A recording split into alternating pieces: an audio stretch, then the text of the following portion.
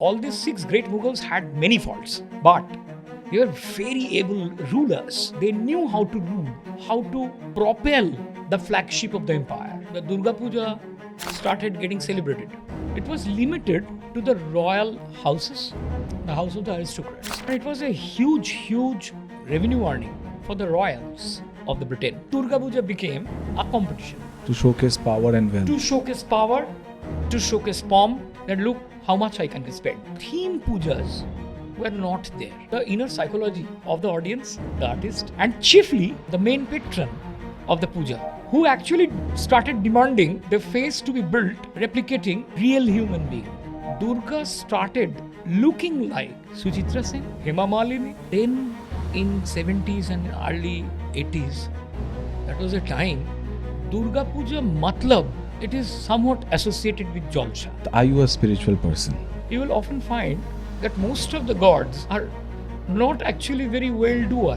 Everyone has an equal right to survive on this earth. All have the equal rights to live with the surroundings.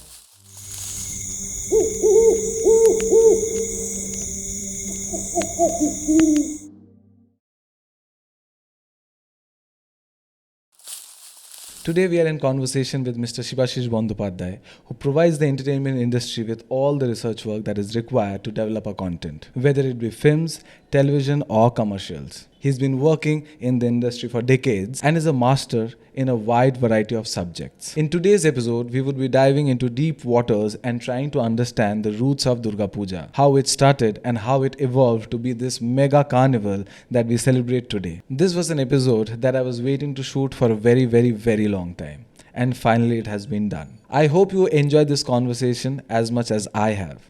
Let's get started. Thank you, sir, for coming down to our show, A Dialogue with Sukrit. I was really looking forward to have this conversation with you. Thank you, Sukrit, for inviting me. And the subject which you have chosen is really very interesting and intriguing for me. That's why I am here today. So I would like to start off with, are you a spiritual person? This question has a long answer because spiritualism or spirituality is a state of mind which gradually grows with your growth as a human being. You rarely find a very young kid being spiritual. Of course, we know that we have examples like Adi Shankaracharya, who was spiritual almost since his boyhood days. But mostly people turn spiritual with the passage of time, with the experience of life, and particularly when you cross up hurdles, when you face difficulties in your life, you tend to be spiritual. If you mean by that, then yes, I believe in some superpower protecting me, my existence. I can't tell about my relatives, my family, my son. I do not know whether God exists really or not. If he or she exists, in what form? And where does God stay? What does God do?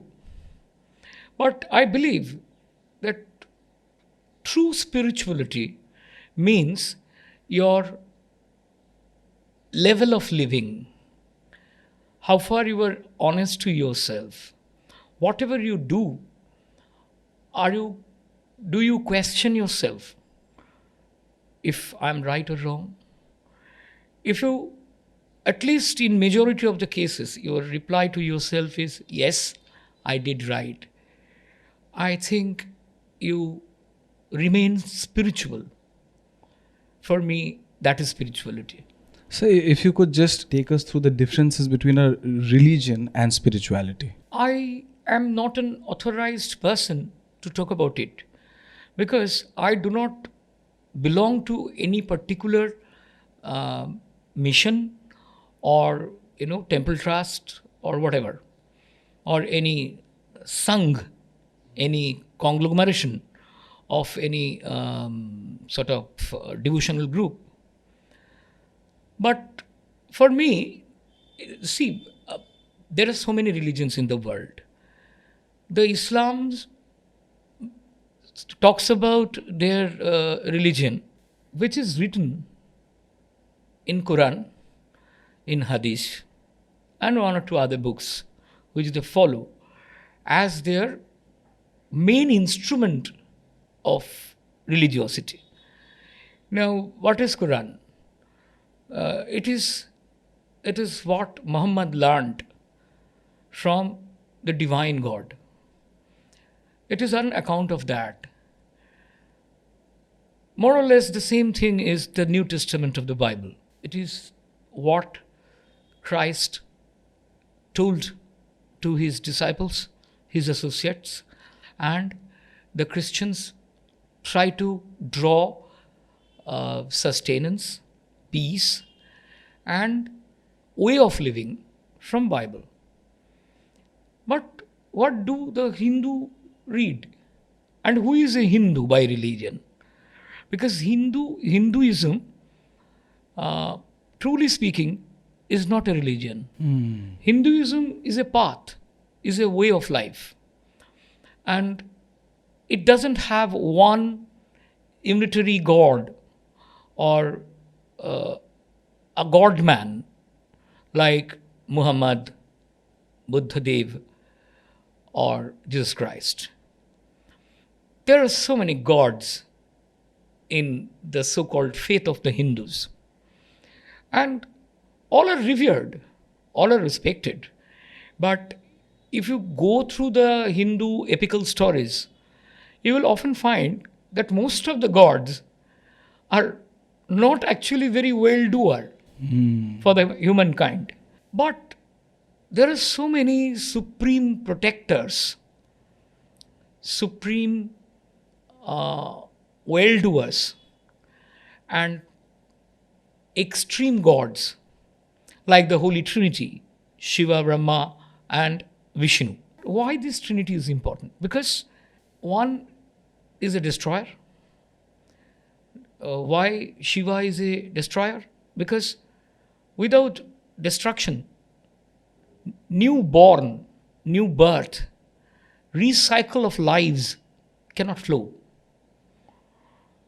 Then Vishnu is the protector. While we live on this earth, be it a plant, be it an ant, be it a human being, everybody needs protection. Protection from what?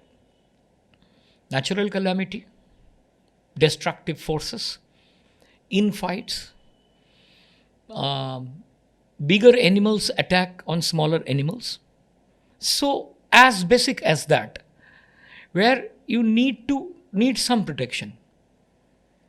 So, we believe that Vishnu provides that to mankind. Not only mankind, I mean the entire animal and plant kingdom. And see, Brahma creates us.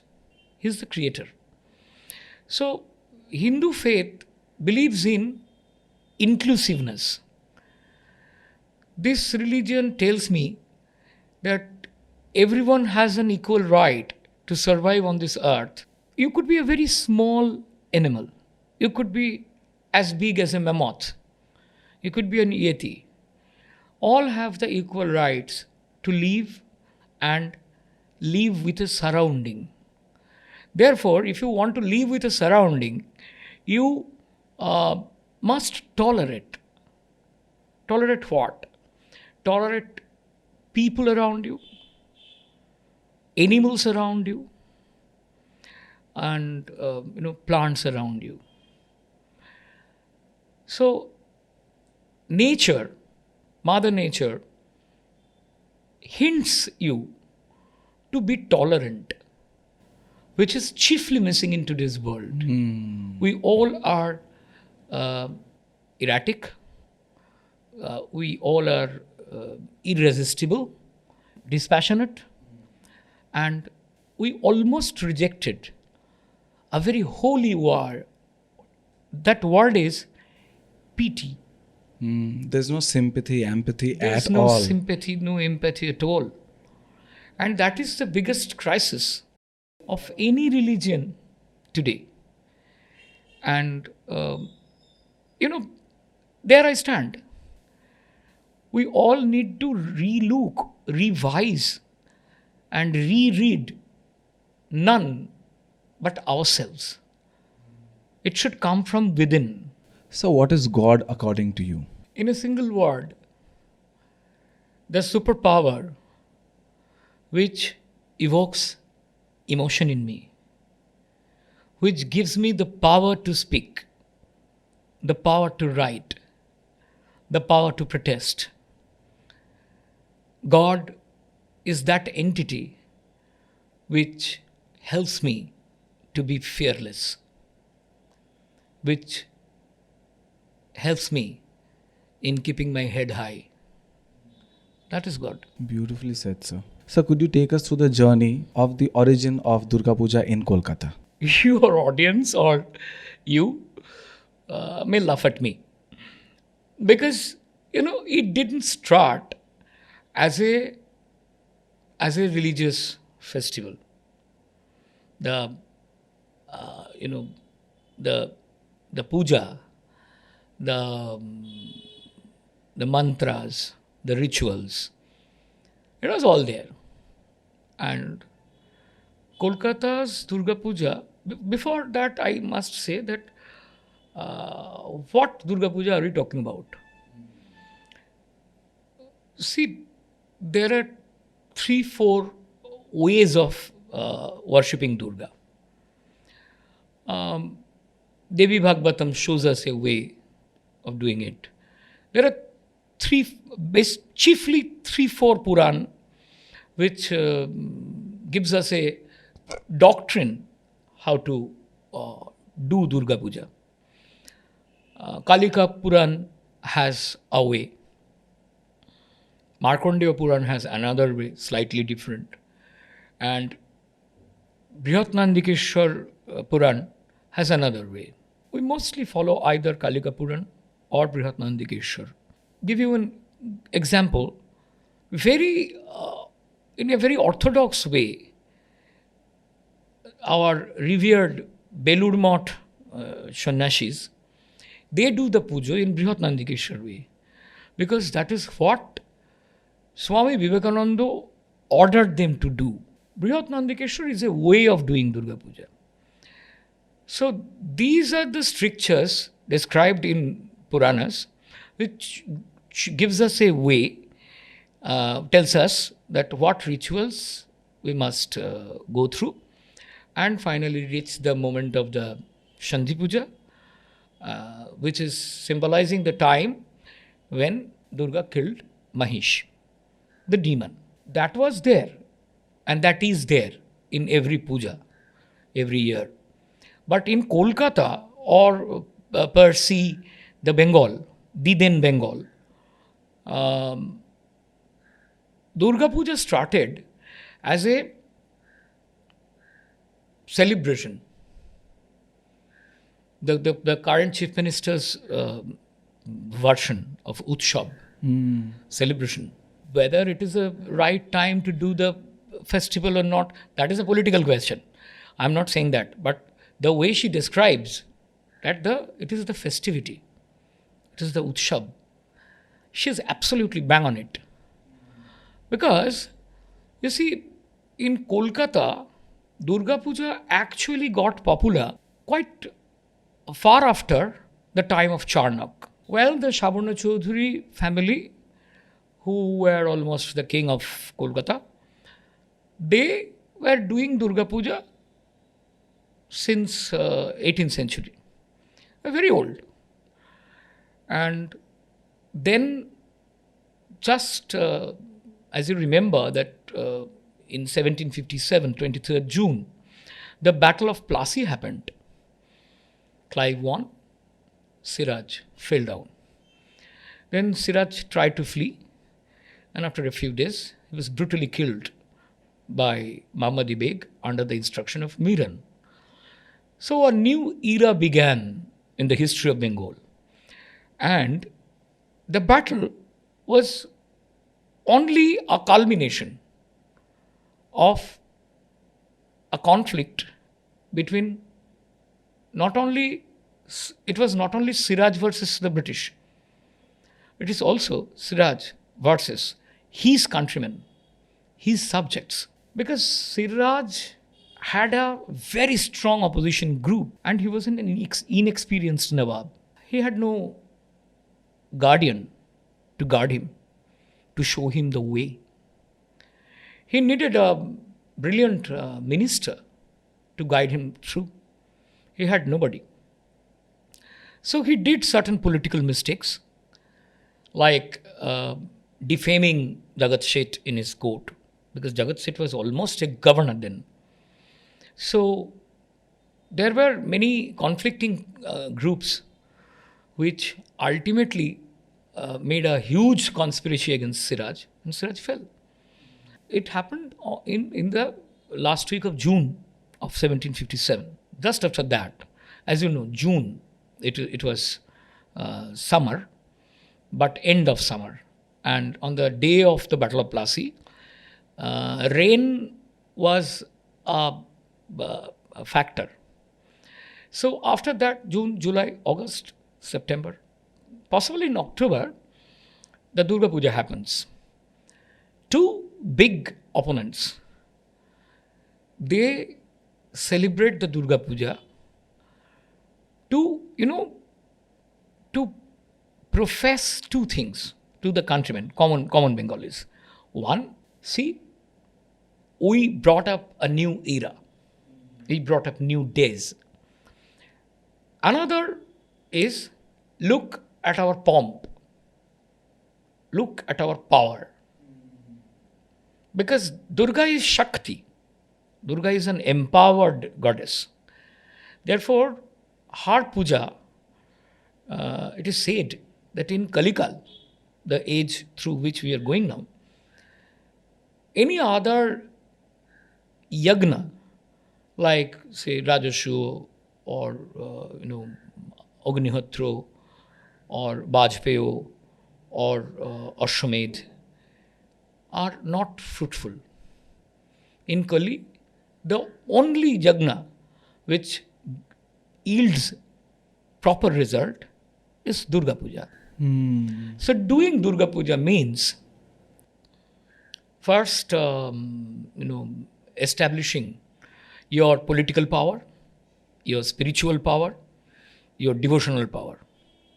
And in a very skewed way, it is also the beginning of appeasing the British, entertaining the British officers, inviting the Christian British officers to one's own residence. In 1757, at the Durga Puja, it is said that Clive was invited by Navakrishna Munshi of Shuawaja Rajbari. And it is said Clive arrived on an elephant. I'm simply amused, because if you go through the lane, it's such a narrow lane. How could, the elephant was maneuvered? That I cannot tell you. Probably he parked his elephant at a distance and the rest he traveled through a palanquin. That could be a possibility, but definitely Clive attended that party. And in the total sojourn, Clive didn't have any role play. We don't have a proof that whether Clive and his other companions, whether they bowed in front of the goddess or not. Probably they were not allowed in the Chandi Mandap of the house. They were put to an outhouse or something where they had the khana pina and enjoyed the dance of the wife. So why Navakrishna Munshi did such a celebration? Because another big Durga Puja happened that year only. Clive was invited there too, but he opted for Shuawaja Rajbari. Possibly in the next year, 1758, he went to this second option. The second option was the invitation from Nadia Raj Krishna Chandra Rai. Krishna Chandra Rai is a fabulous historical character, fascinating man. He was the mantle bearer of the Hindu religion. He had a grand court, and so many talented people were there in his court. He had a Navaratna Shava. And if you go through his political life, the kind of service he provided to Alivardi is not only laudable but also questionable. The man was very much debated and disputed. And one cannot imagine that how big it was. I mean, his kingdom. Though it was a part of the Murshidabad Nawabi, but Nadiraj Krishnachandra Rai ruled almost one third of Bengal. It was so big. If you look at today's West Bengal and Bangladesh map, the entire Nudia district, a part of Khulna, Bagherhat, Joshore, both the 24 Parganas, and up to the border of Murshidabad and the adjoining, Bangladesh districts, all were under Krishna Chandra Rai. He was big, very big, which we tend to forget. So he was also one of the main conspirators in Clive's camp. And that was needed. Time has certain, history has certain need at certain juncture of time. Siraj was killed not only in a battle. Siraj needed to be replaced. Because whether he was a womanizer, whether he was a drunkard, whether he crossed his limit, whether he was unnecessarily blood hungry, these are immaterial questions. The material part is he was a disabled administrator. He had to be removed because of political need. The Britishers had one interest. They wanted to capture the power, which possibly Siraj's arch enemies like Mir Zafar Ali Khan or, Jagat Sheth, Krishna Chandra Rai, Rai Dullabh, and all this bunch of people, particularly Ghiseti Begum, they could not actually calculate or fathom out that what is the actual intention of Robert Clive. Clive was a grand salesman. He sold the dream to the East India Company that this land can be captured. Why? Because after the demise of Aurangzeb in 1707, the Mughal empire became completely crumbling. It got finished. Actually, the later Mughals were good for nothing. None of them had the wisdom, had the patience, had the ability, had the talent of the six great Mughals. Babur, Humayun, Akbar, Jahangir, Shah Jahan and Aurangzeb. Well, all these six great Mughals had many faults.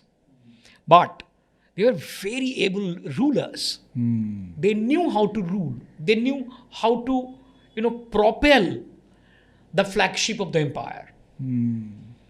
So, when the Mughals fail, when Sir Thomas Roe went to the court of Jahangir, he simply bowed down for a license for a free trade, which was granted. But beyond that, East India Company dared not to think on that line. The imperial idea, the colonization idea, was actually propelled by Clive and his later governors, like John Shore or Hastings and Cornwallis and Wellesley and Dalhousie et al. That's how the Durga Puja started getting celebrated. But it was limited to the royal houses, to the Jamindari houses, the house of the aristocrats. With the advent of the East India Company, as they grew with their business, they needed many, agents, sub-agents, stockholders, moneylenders to fulfill the need of the East India Company. for the corporate growth of the East India Company. And you must be knowing that East India Company is not a singular company.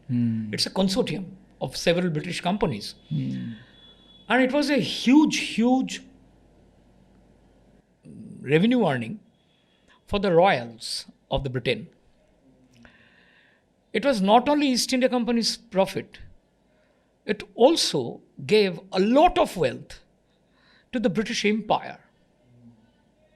So, as the company grew, the company allowed many Bengali businessmen, traders, to,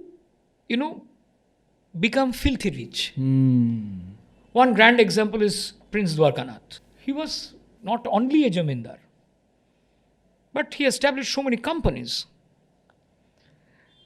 The company officers used to take loans from Bengali Banias and Babus and open a sort of camouflaged business in his own name. Okay. Not under the aegis of East India Company. Okay. So this black marketing, this game of hide and seek was there. So when they returned the money to the Bengalis, they used to return it with a grand amount of interest. Right. So this new class of the Babus in Kolkata, they grew and grew. It's an ice ball effect. Okay. They became extremely rich, filthy rich. Then Durga Puja became a competition. Okay. To showcase power and wealth. To showcase power, to showcase pomp, and to show the others that look how much I can spend. So this devotional area, the truest spirit of a puja became secondary. Okay. The taifawalis, the prostitutes, the baijis, even magic show or sorcery, these things gradually grabbed the celebration of the time. And after proscenium theatre came into being, Jatra, theatre, all were there. So spending became a fashion. That's how Kolkata Puja started growing. Meanwhile, this Horish Chatterjee Street, where the present Honorable Chief Minister stays, it is a parallel road to the old Ganga, Adi Ganga. The other side of the Adi Ganga is the backyard of the Alipur jail. And the gallows was there. Alipur jail's gallows was there. Now, if you enter the Horish Chatterjee Street from the Hajra Road side, if you go little in, on your left is the Chief Minister's residence. After that, there are many important houses. Premendra Mitra used to stay there. Actor Dhiraj Bhattacharya used to stay there. After that, there is on your left, you will be getting a ghat. Crossing that ghat, you will find Rani Rashmuni's Snanbadi, the famous Snanbadi, where she died actually. That ghat had an adjoining Jagannath temple. And now it is sort of restructured and reconstructed. Before that, I have seen in my younger days, on that ghat, there was a tile which declares that a sati happened there with the date. It was a tablet. That is now covered. Now this ghat is called Sanatan Dharmotsahini Sabhar Ghat. These people who used to stay very close to Kalighat temple, the local residents put up the very first barwari of Kolkata. What is Barowari? Barwari is a term which came from, the first cooperative Durga Puja at a place called Bhatpada. Okay. Bhatpada is actually Bhotti. Bhotti matlab Sanskrit scholars. It was a very scholarly place. Okay. After Navadvip, it was the university town. Okay. There are so many Sanskrit, schools there. Tol or Chatushpati there. Now, 12 friends, Baro Yar, they first did a puja. I cannot remember exactly the year, but they first did this puja.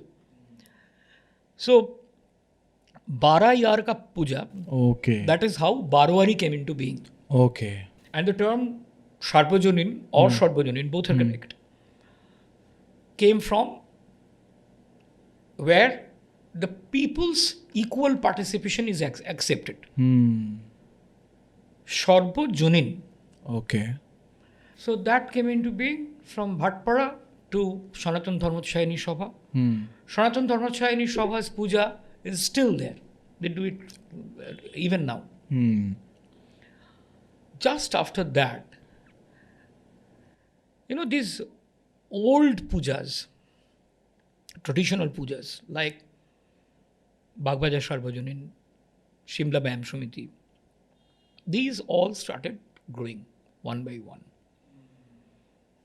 And that is how Kolkata's Durga Puja is shaped. So why did patriotic and political heroes participate in Durga Pujas? What patriotic and what political heroes do you mean? If you mean today's political leaders like Mr. Madan Mitru or Janab Firad Hakim or Partha Chattopadhyay or the CM herself, their main focus is Jan Sanjog. Because Durga Puja gives them the maximum access to mix with commoners, to go hand in hand with the entire vote bank. It is a beautiful political public relation exercise. And most of the big political leaders, be it opposition or the ruling, excepting the Marxist Party, they all have either individual pujas, sponsored by them, organized by them. Like, say, Minister Sri Arup Bishwas, his puja is Shuruchi Sangh. Partha Chattopadhyay's puja was Naktala Udayan Sangh. Firad Hakim is deeply associated with Chetla Agrani. And, there are so many examples like this. Shujit Bose, the minister, he organizes this grand puja by VIP Road called Sribhumi Sporting Club. And it had a legacy. It did not start with the TMC. Even congressmen, Congress leaders, they had many pujas. Some was organizer of grand Kali Pujas, some were grand organizer of Durga Pujas.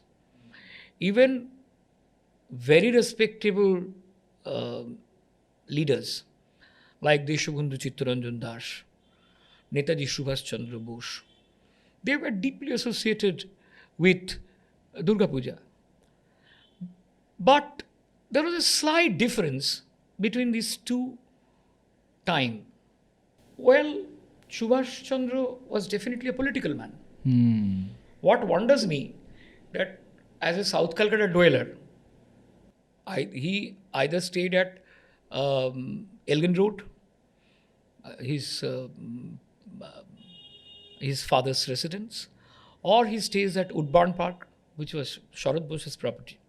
So from there to Bagbaja Sarvajanin, it's a long jump. Same with Chittaranjan. Chittaranjan never stayed in North Calcutta. So they used to do this liaison for the same purpose, public relationship. But this type of investment in puja was unknown then. It was more like a fair. If you look at even today's Bagbaja Sarvajanin, you will find that the puja is simple. It's a simple pandal. It's a very old traditional style of idol. And the rest of the space is used as a mela with stalls, with sweets and candies and fuchkas and whatnot. I am observing Bagbaja Sarvajanin for, say, I can recollect even a 50-year back how it was. It didn't change much. Actually, this theme pujas were not there. As a resident of old North Calcutta, where I was born and I grew up, I witnessed this evolution. Before this theme puja came into being, there were some funny things. Maybe you would love to listen to this. There were traditional idol with the backdrop. I mean, Chalchitro and Dakesh Raj, big thermocol dressings, etc. So these were the traditional Durga, which is called Akchala Durga. Okay. Meaning that the backdrop is one, and the entire family of Durga is seated in there, in that order. Durga is tallest, then the two daughters, then the two sons. And the Mahishasur is beneath the feet. So this is Akchala Durga. Then what came into being is Chala is broken in 5 pieces. Right. So 5 idols. At the center, larger than life, Durga. Then separately, Lakshmi and Saraswati. Then separately, Kartik and Ganesh. If you look from a distance, as a long shot, you will find that there is a pyramid-like symmetry in the structure. Why is it that so? Just because of the artistic balance. What a beautiful sense of balance the Kumatuli artists had. And gradually, that Dakir Shaj is being replaced by saris made of clay. The sari, what the goddess is wearing, is made of clay. So it is all finished in one. Then came the time in the 70s, early 70s, when, Durga started look alike Suchitra Sen, Hema Malini. And it was a great fun. Because Hemaji was seen as the dream girl. So her face is replicated The there. fantasy started peeping in. Fantasy started peeping in, and Durga is seen as a mother. But probably except Nargis Dutt, no Indian heroine is seen as a mother. They all are seen as a desirable woman. True. Whether you love Deepika Padukone more than Priyanka Chopra, or my father used to love, Sundar Rai than Suchitra Sen, that's a different question altogether. But the inner psychology of the audience, the artist, and chiefly the patron, the main patron of the puja, who actually started demanding the face to be built, replicating real human being. It's a huge Freudian slip. I don't want to name, but you know, why not? Let's name the artist. Say Ramesh Pal, who is famous for doing College Square and later Igdalia Evergreen. How Subrata Mukherjee captured Ramesh Pal is a hilarious story. But that phase came. Then almost alongside, in mid-70s, a new trend started. What? Some artists, not all, some artists started making the Durga idol in the fashion of traditional Indian sculpture. On the line of, say, Khajuraho or Konark or Meenakshi Mandir. So that brings out a great change. The fully covered attire of Dakesh Raj has gone away. Okay. Some puja remain traditional, like Shimla Vyam Shomiti or College Square or Santosh Mitra Square or Bagbajar Sarvajanik. They all remain same. But that's an exception. But no, that's not an exception. That remained a stream. Okay. A parallel stream started flowing where you can see Durga, Lakshmi and Saraswati clad in scanty clothing. Indian kanchuli, bodice, and the skirt-like saris, which ends up just after the knee. When I see, there are some famous clubs whose this type of idol drew huge public. Okay. Where Durga is seen killing the Asura wearing a conical brassiere. So that's great fun. And we used to call it as Arter Thakur. Thakur made by the artists. That's what they mean. Which artists? The art school graduates. So this is an era began, and it was severely criticized by our former generation. But we, the adolescents, were quite charged up with that kind of a depiction, which has nothing to do with the religiosity or the spirituality or Puritanism. So that happened. And another thing happened. The puja, the worshipping, were getting sidelined.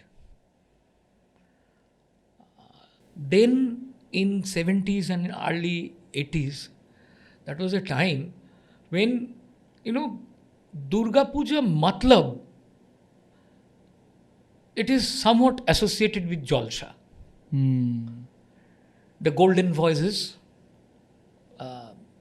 all these Hemanto, Manna, Shondha, Manavendra, Shotinath, Utpala, all of them used to perform at an adjoining stage.